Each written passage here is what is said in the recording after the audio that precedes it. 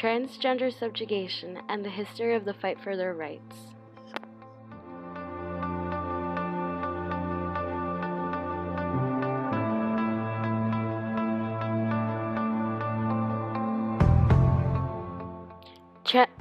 Transgender people are nothing new to the world, although in the last few decades there has been an uprising in the fight for their rights, which has made them more exposed to the media.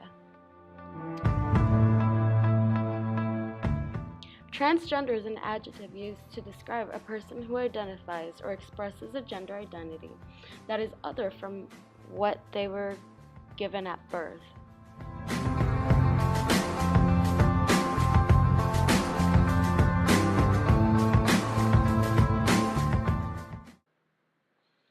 In order to have a better understanding of history and how history affected transgender rights, I have made a timeline to have a better understanding of the effects of history on transgender rights.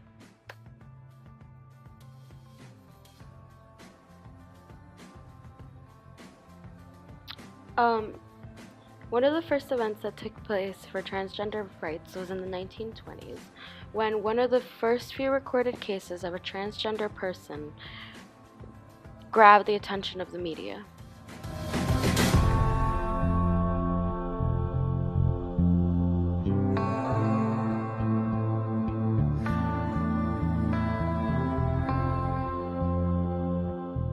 Christine Jorgensen is usually referred to as the first transgender, but that statement is not true.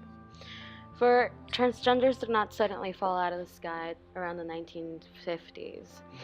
The first recorded case of a transgender person was in the 1920s. The great amount of controversy towards a transgender person, Thomas Hall, who was the first case that was brought attention to as a transgender man.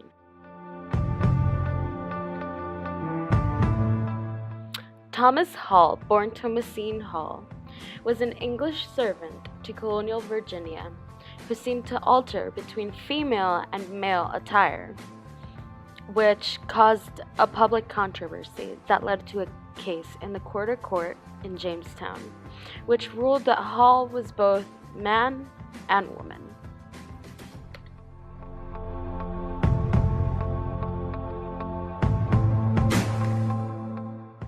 The case ruled and ordered him to dress as male and female simultaneously.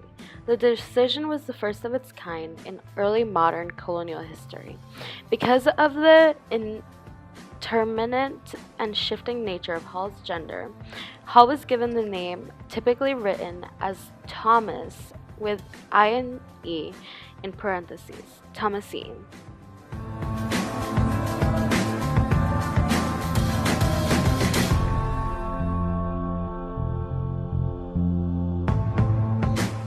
For after World War II, there was a huge tension, and that tension and the battle between it was called the Cold War. What does the Cold War have to do with transgenders? Well, see, the Cold War made everyone a suspect. Everyone that was different was either guilty or a communist.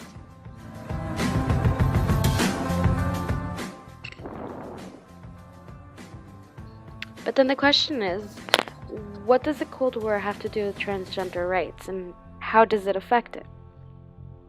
Well, see, after World War II, the Cold War caused a great amount of tension that had everyone.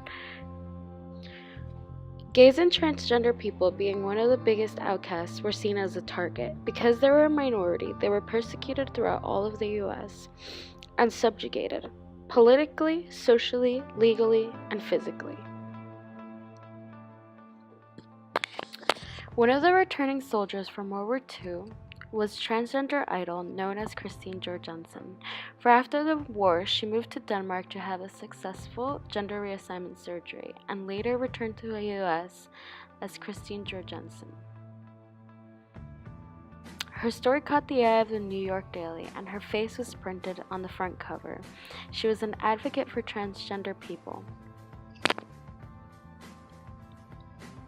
In 1969, there was a spark that started an ongoing fire in the LGBT community. at the Stonewall riot that forever marked the fight for equality. The Stonewall was seen as a day where it was a fight back towards all the physical and political subjugation. Cops used to enforce what were known as sumptuary laws, which required individuals to wear gender-appropriate clothing and subjected people to arrest them for impersonating another gender. It was a fight back from transgenders to cross-dressers, lesbians, and gays fighting the police with bricks and bottles for the accumulated oppression that they had undergone. Police brutality and abuse went on a daily basis in places with concentration of members of the LGBT community. The Stonewall riot was seen as a pushback from the transgender and other members of the LGBT community towards the authorities that had been suppressing them for so long.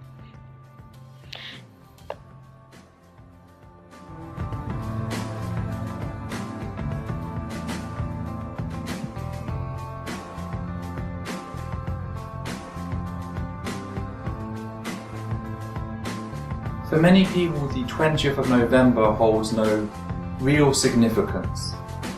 This is not true for us within the trans segment of the LGBT+ community.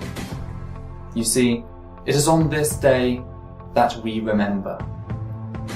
We remember Rita Hester, a black trans woman who was popular among the Boston rock and roll scene.